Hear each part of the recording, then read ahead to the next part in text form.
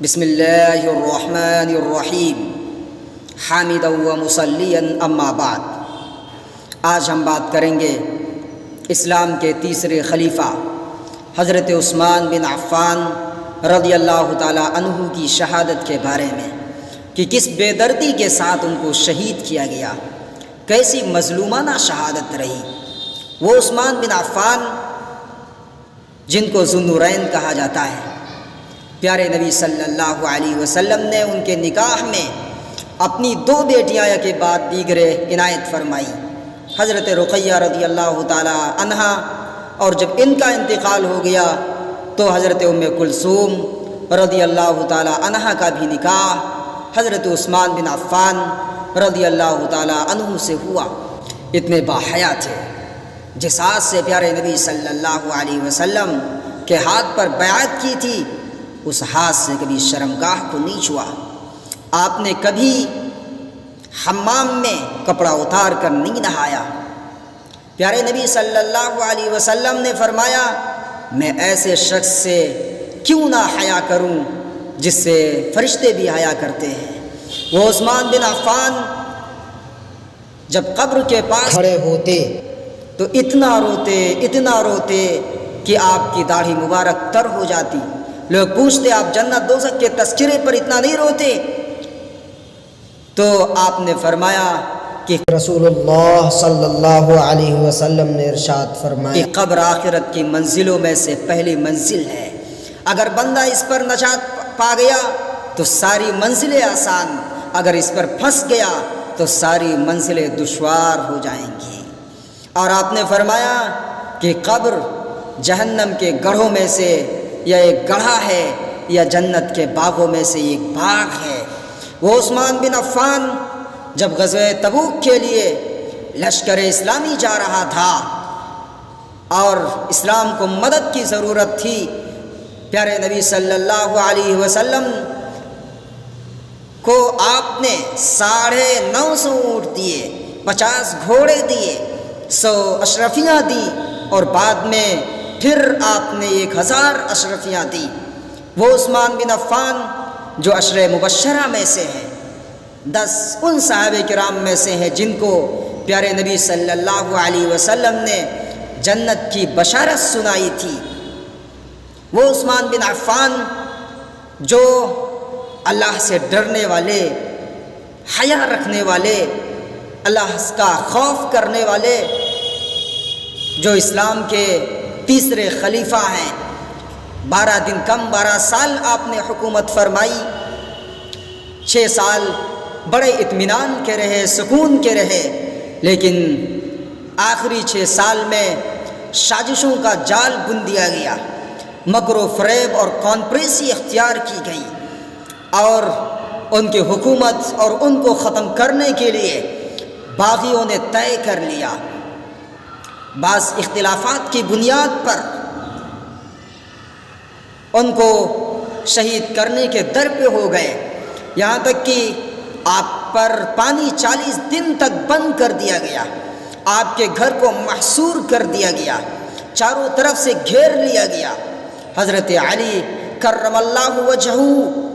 نے اپنے دونوں حسنین کریمین حضرت حسن اور حسین کو بھیجا کہ جاؤ حضرت عثمان بن عفان کے دروازے پر کھڑے رہو، باغی اندر جانے نہ پائیں، ان کو شہید کرنے کے در پر ہیں اور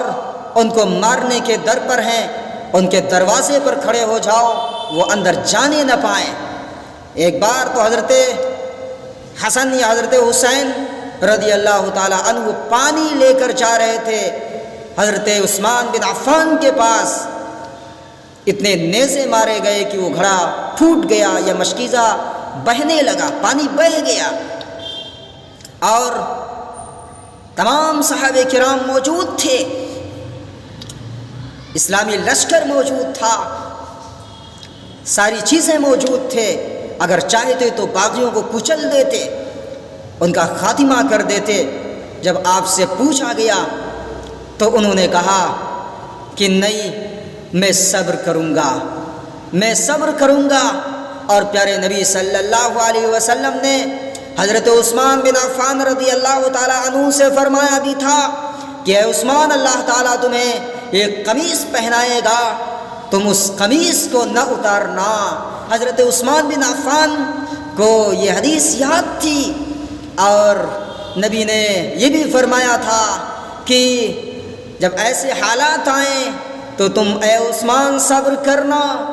حضرت عثمان نہیں چاہتے تھے مسلمانوں ہی کی گردن کٹے، اور میرا نام اللہ کے یہاں سب سے پہلے مسلمانوں کو مارنے اور ان کی وجہ سے مسلمانوں کی گردنیں کاٹنے والوں میں لکھا جائے، یہ حضرت عثمان نہیں چاہتے تھے۔ اسی وجہ سے انہوں نے صبر کیا، اور جنہوں نے کہا بھی کہ اگر آپ چاہیں تو اسلامی لشکر موجود ہے، تہہ تیگ کر دیں ان باغیوں کو، شرکشوں کو، ظالموں کو، مجرموں کو، تو حضرت عثمان بن عفان رضی اللہ تعالیٰ عنہ نے منع فرمایا۔ 40 دن تک آپ پر پانی کو بند کر دیا گیا تھا، اور جب آگے سے نہیں بند پڑا تو باغیوں نے پیچھے کی دیوار کو پھلانگ کر حضرت عثمان بن عفان رضی اللہ تعالیٰ عنہ تک پہنچ گئے۔ اس وقت حضرت عثمان قرآن کریم کی تلاوت کر رہے تھے، وار کیا گیا آپ پر اور فوارہ خون کا نکلا تو قرآن پاک پر گرا۔ آج بھی وہ قرآن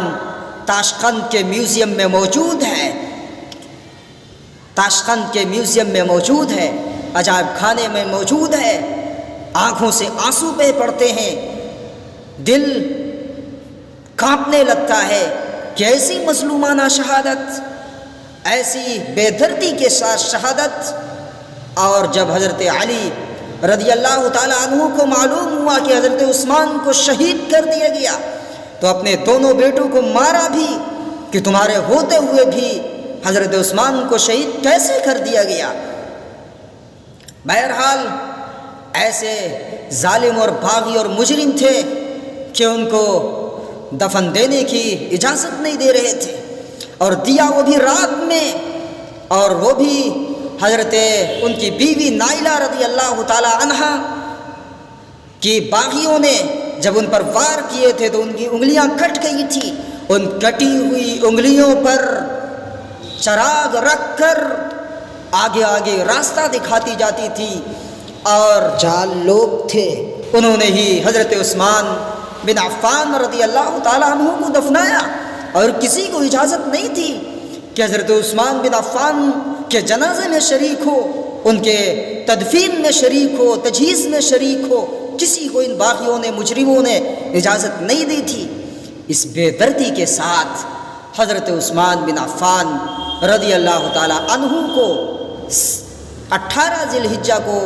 شہید کیا گیا۔ یہ ذی الحجہ کا مہینہ چل رہا، اس لیے مناسب معلوم ہوا کہ ان کی شہادت کے بارے میں بتایا جائے کہ کس طریقے سے ان پر 40 دن تک پانی کو بند رکھا گیا، کوئی چیز پہنچنے نہیں دیتے تھے، ان کے گھر کو گھیر لیا تھا۔